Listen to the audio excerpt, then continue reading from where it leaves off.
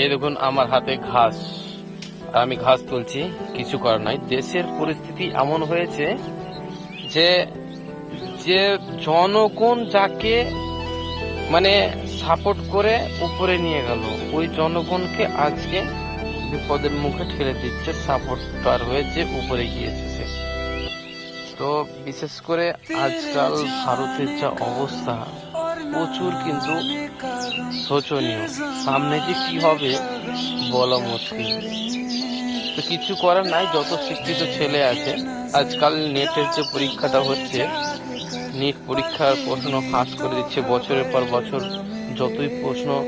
যতই পরীক্ষা আসুক না কেন, প্রত্যেকটা পরীক্ষাতে প্রশ্ন ফাঁস থাকবে। তবে কিছু করার নাই, মুখ খুলতে গেলে প্রথম দোষী হবেন আপনি, তারপরে কি হবে নেতার ছেলে, ওরা বড় চেয়ারে বসে থাকবে, তাদের এখানটাও চুলো বাঁকা করতে পারবে না কেউ।